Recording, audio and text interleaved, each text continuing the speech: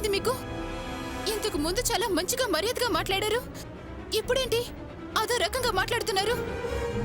ఏదో మార్పు కనిపిస్తోంది. కరెక్ట్, కనిపిస్తుంది. మార్పు ఖచ్చితంగా కనిపిస్తుంది. మార్పు కలగకుండా ఉండడానికి నేనేమైనా రాయినా, రప్పనా, చలనం లేని ముద్దునా? బ్రహ్మకైనా పుట్టు రెమ్మ తెగులు అని అన్నారు పెద్దలు. అలాంటిది ఇంత అందాన్ని చూశాక మనిషినమ్మా, మామూలు బలహీనతలున్న మనిషినమ్మా, నాలో మార్పు ఎందుకుండదు? చూడు, నా మనసు తెలుసుకుని మసలు, నీ కష్టాలు తెలుసుకుని నేను సహకరిస్తాను. నీ ఫ్యామిలీ పొజిషనే మారిపోతుంది. సుఖం నాది, సౌభాగ్యం నీది. ఏమంటావు? దుర్మార్గుడా, నువ్వు ఇలాంటి నీచుడివని నేను అసలు ఊహించలేదు. నీ ఉద్యోగం వద్దు, ఏమి వద్దు, పోరా రాస్కెల్. ఆగు బంగారు బొమ్మ, నా నుంచి నువ్వు అంత తేలిగ్గా తప్పించుకోలేవు. నీకు యూనిఫామ్ ఇచ్చి డ్రెస్ మార్చుకోమని చెప్పింది నా వలలో బంధించడానికే. ఇక నువ్వు తప్పించుకోలేవు. ఏంట్రా వాగుతున్నావు? ఆవేశపడకు అందాలు రాసి. నువ్వు డ్రెస్ చేంజ్కి వెళ్ళిన రూమ్ లో కెమెరా ఫిక్స్ చేసి నీ సౌందర్యం అందులో బంధించి ఉంచా.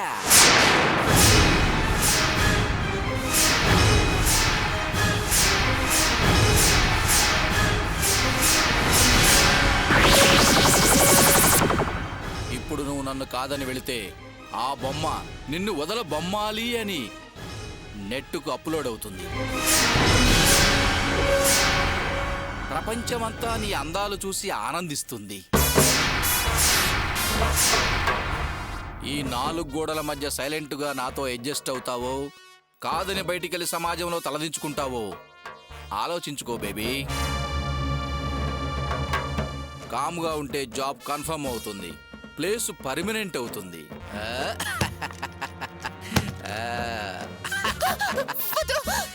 చెప్పాను కదా నువ్వు తప్పించుకోలేవు అని. ఏం చేస్తాను?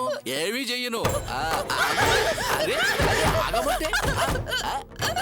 తప్పించుకుంటే ఎక్కడికి వెళ్తావు? మహా అయితే రోడ్డు మీదకి వెళ్తావు, అంతే కదా. ఆ తర్వాత ఎక్కడికి వెళ్తావు నువ్వు?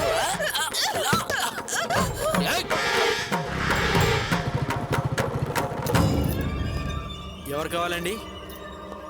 ఎండి గారిని కలవాలి. సారు లేరు, బయటికి వెళ్ళారు.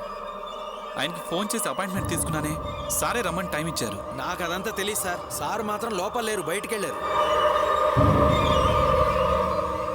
సర్లే.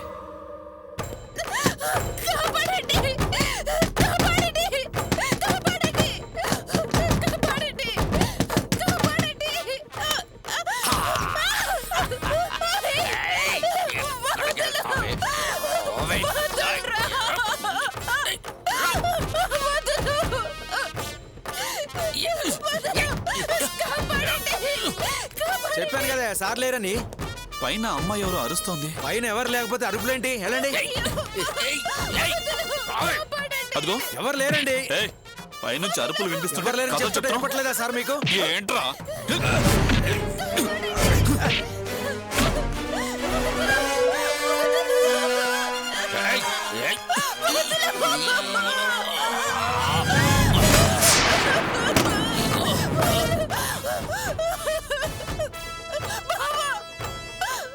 రాణి, రాణి, ఏమైంది? ఏంటి ఇదంతా? చెప్పు. పేపర్లో యాడ్ చూసి ఇంటర్వ్యూకి వచ్చాను. ముందు బాగానే మాట్లాడాడు, తర్వాత జాబ్ కన్ఫర్మ్, ఆఫీస్ రూల్ ప్రకారం డ్రెస్ కోడ్ ఫాలో అవ్వాలని డ్రెస్ ఇచ్చి మార్చుకుని వచ్చిన దగ్గర నుంచి పిచ్చి పిచ్చిగా ప్రవర్తిస్తున్నాడు. నేను డ్రెస్ చేంజ్ చేసుకునేటప్పుడు కెమెరాలో వీడియో తీశారట, నెట్లో పెడతారని బెదిరిస్తున్నాడు బాబా.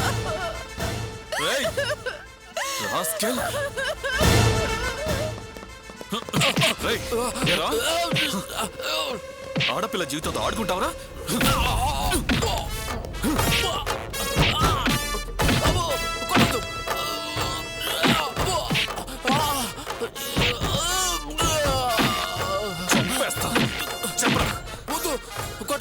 ఎక్కడ పెట్టావు కెమెరా? కొట్టదు సార్, కొట్టదు సార్. చెప్పు.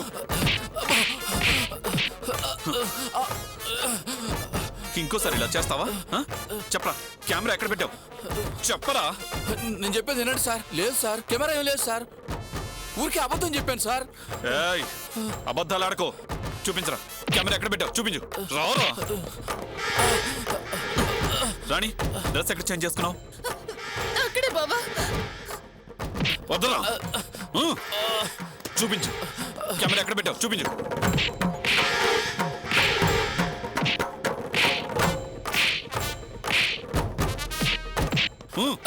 పదరా నడు. రాస్కెల్ ఇంకోసారి అమ్మాయిల జీవితాలతో ఆడుకొని చంపేస్తాను. ఏమనుకుంటున్నావు? భయపడకు రాణి, లోపల కెమెరా ఏం లేదు. ఈ రాస్కెల్ భయపెట్టడానికి అలా అన్నాడు. వీడిని ఊరికి వదలకూడదు.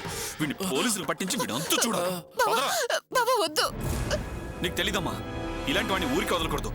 పోలీసులు పట్టిస్తే గానీ బావా పోలీసుల దాకా వెళ్తే నా పేరు బయటకు వచ్చి నాకే చెడ్డ పేరు వస్తుంది. నేను ఇంట్లో వాళ్ళకి చెప్పకుండా జాబ్ కోసం వచ్చాను. ఈ విషయం ఇంట్లో తెలిస్తే అసలే ఆడవాళ్ళని ఉద్యోగాలకి పంపడం ఇష్టం లేని మా మామగారు మా ఆయన నన్ను బతకనేవారు బావా. అమ్మాయిలు ఇలా భయపడటం వల్లే ఇలాంటి రాక్షసులు తెగబడిపోతున్నారు. నువ్వేం భయపడకు రాణి. నీ పేరు బయటికి రాకుండా వీడంతు నేను తెలుస్తానుగా. పదరా పదరా పోలీస్ స్టేషన్ కి.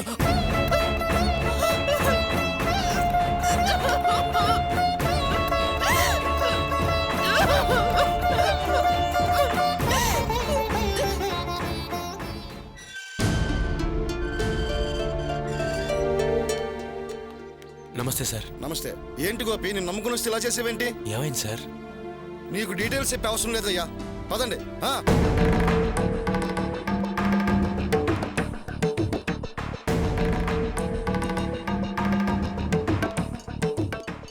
నందిని, సార్ ఏంటి వెళ్ళిపోతున్నారు? ఏమైంది? కార్ కావాలని వచ్చారు. నేను ఇప్పుడు కుదరదు, 4 రోజులు ఆగి రమ్మన్నాను. కోపం వచ్చినట్టుంది, వెళ్ళిపోతున్నారు. అలా ఎందుకన్నావు? కార్ అమ్మేయాల్సింది కదా. బాబు విషయంగా నువ్వు అప్సెట్ అయి ఉన్నావు. బాధలో నువ్వుంటే బిజినెస్ ఎలా చేయగలవు?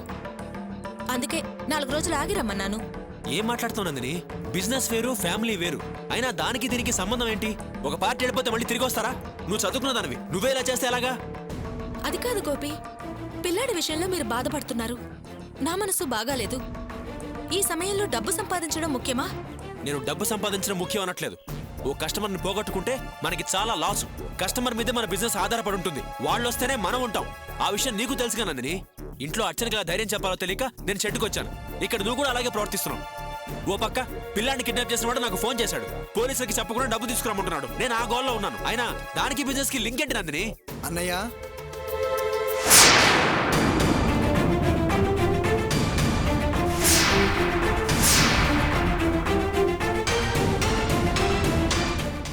రేయ్, నువ్వెందుకు వచ్చావు ఇక్కడికి? బయటికి వెళ్ళు. గోపి, నేనే అతన్ని రమ్మన్నాను. నందిని, వీడినెందుకు రమ్మన్నావు? ఎవరిని అడిగి ఇదంతా చేస్తున్నావు? నేను నువ్వింకేం మాట్లాడద్దు.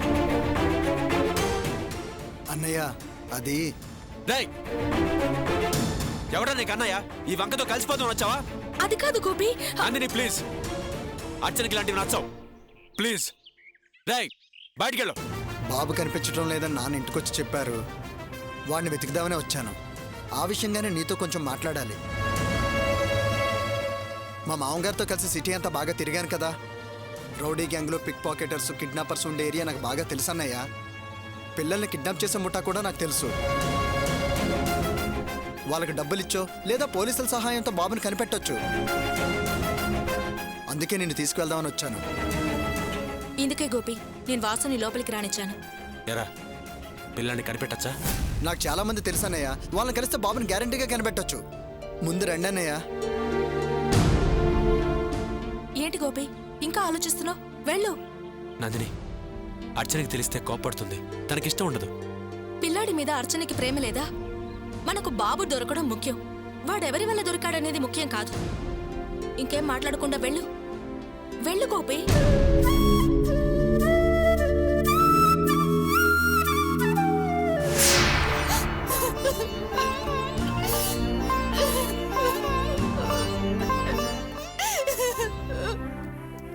అదృష్టం బాగుండి ఇన్స్పెక్టర్ తెలిసిన వాడు అవటం వల్ల నీ పేరు బయటికి రాకుండా కేసు పెట్టగలిగాను.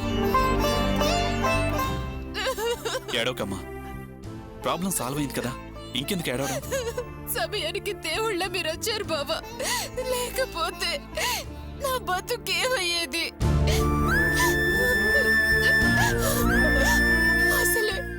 అసలే అత్తారెల్లు కత్తుల బోనులో ఉంది.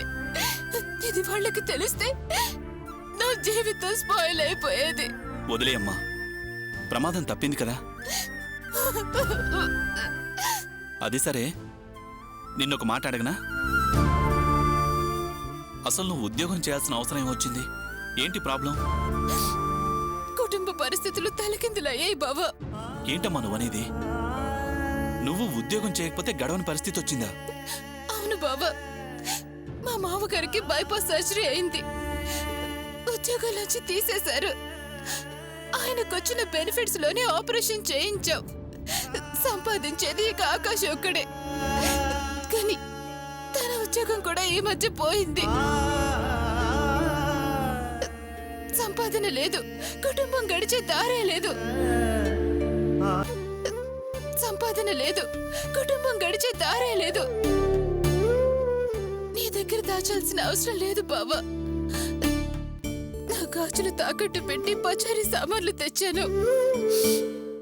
అది ప్రెసెంట్ నా ఫ్యామిలీ పొజిషన్. అందుకే నేను జాబ్ చేయాల్సిన పరిస్థితి వచ్చింది. జాబ్ కోసం ఆఫీస్కి వెళ్ళాను. ఉన్న పరిస్థితి అన్నయ్యకి చెప్తే సాయం చేసేవాడు, తెలిసిన దగ్గర ఉద్యోగం ఇప్పించేవాడు. బయటపడ్డా ఎందుకులే అని దాచాను. అదే తప్పయింది. ఈ పరిస్థితిలో గోపీబాబుకి ఈ విషయం తెలియకపోవడం మంచిది. ఎందుకు బావా అలా అంటున్నారు? ఏం లేదమ్మా, ప్రియ పిల్లాన్ని ఎవరో కిడ్నాప్ చేసి బావగారిని 5 లక్షలు డిమాండ్ చేస్తున్నారు. డబ్బు ఇవ్వకపోతే పిల్లాన్ని చంపేస్తామని బెదిరిస్తున్నారు. ఏంటి, బాబుని కిడ్నాప్ చేశారా? నాకు ఈ విషయమే తెలియదు బాబా. ఇది జరిగినప్పుడు నేను ఊళ్ళో లేను. నేను ఈరోజే వచ్చాను. వచ్చిన వెంటనే ఈ విషయం తెలిసింది. ఇదిగో ఇంతలో ఇది జరిగింది. అలాగా, అయితే నేను వెంటనే వెళ్ళి అన్నయ్యని కలుస్తాను. సరే, నేను నిన్ను దించేసి వెళ్తాను. వద్దు బాబా, నేను బైక్ మీద రావటం ఎవరైనా చూస్తే, ఏదో అనుకొని ఏదో చెప్తే మళ్ళీ అదో ప్రాబ్లం అవుతుంది. సరే అమ్మా. ఆ రాణి, నేను ప్రియ కోసం మా ఎండి గారిని జాబ్ అడిగాను, అది రాలేదు. నేను మళ్ళీ మా ఎండి గారిని కలిసి నీకోసం ఉద్యోగం అడుగుతాను. రిలేషన్షిప్ దాచి రికమెండ్ చేస్తాను, సరేనా? థ్యాంక్స్ బాబా, నేను బయలుదేరుతాను. జాగ్రత్త. సరే బాబా, నేను వెళ్తాను.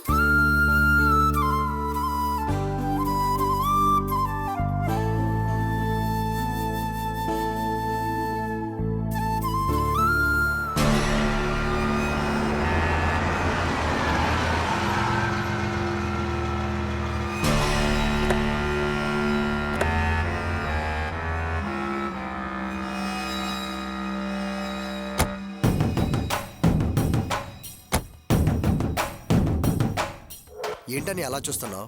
పిల్లల్ని కిడ్నాప్ చేసే వాళ్ళు ఎలాంటి ఏరియాలోనే ఉంటారు. పద.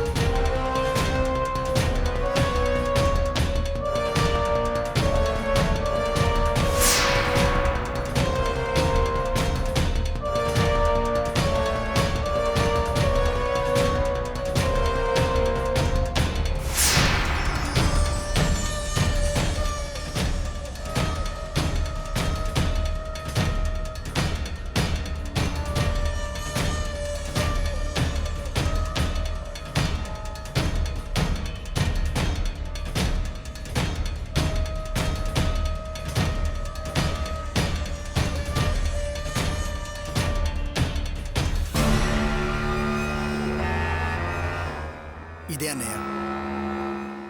నమస్తే అన్న. నమస్తే. ఏంటి సంగతి? అన్నను కలవాలి. ఈయనెవరు? మా అన్నయ్య. సరే వెళ్ళు.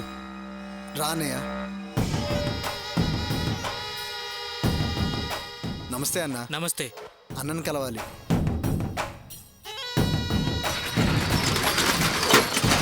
రా అన్నయ్య.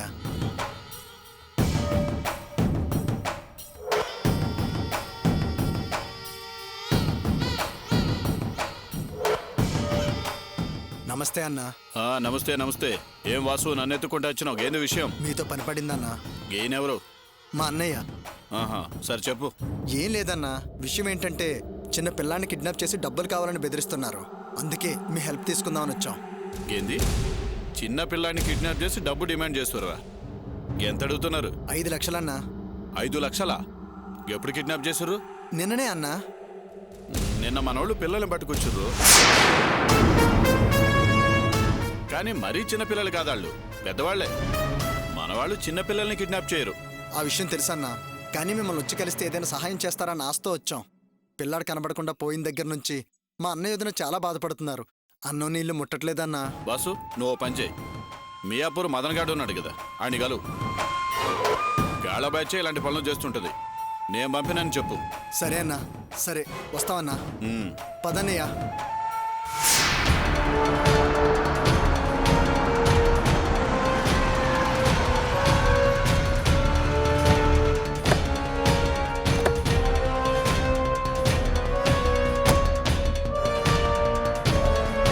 రాన్నయ్య. పదన్నయ్య. బాసు, బాబు దొరుకుతాడంటావా? ఖచ్చితంగా దొరుకుతాడన్నయ్య. ఇక్కడ మియాపూర్ మదనాన్ అంటే చాలా ఫేమస్. ఆయన ఎలాంటి విషయమైనా సాల్వ్ చేయగలడు. పదన్నయ్య.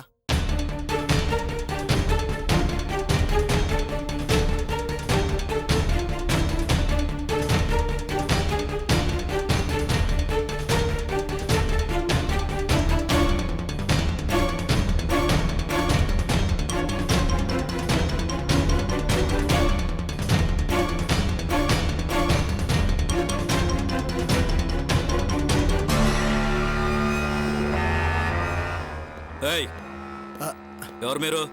ఎందుకు వచ్చారు? అన్నను కలవడానికి వచ్చాం. అన్నా? ఏ అన్నా? మదనన్న. ఆ పేరు గల వాళ్ళు ఇక్కడ ఎవరో లేరు. అయ్యో, మా మీద డౌట్ పడొద్దన్నా. సూర్యాబాయి తెలుసు కదా, ఆ భయ్యానే వెళ్ళి కలవమంటే మేము ఇక్కడికి వచ్చాం. నేను ఆల్రెడీ మదనన్నకు తెలుసన్నా. నేను అన్నతో ఒక ఇంపార్టెంట్ విషయం మాట్లాడడానికి వచ్చాను. ఓ, నన్ను ఎవరైనా అనుకుంటున్నారా? జూబ్లీస్ మాధవరావు తెలుసు కదా, ఆయన అల్లుణ్ణి. ఈయన మా అన్నయ్య. సరే రండి.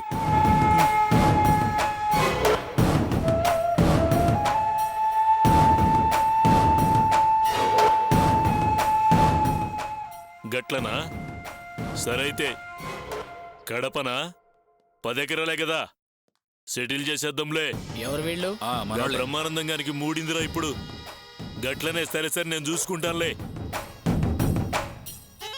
అన్నా, సూర్యాబాయి పంపించాడంట. ఏంది విషయం? అన్నా, మా అన్నయ్య పిల్లాన్ని ఎవరో ఎత్తుకెళ్ళి 5 లక్షలు డిమాండ్ చేస్తున్నారు. ఎత్తుకెళ్ళారా? వయసు ఎంత? 8 నెలలు ఉంటుందన్నా. 8 నెలల పసివాడా? అవునన్నా.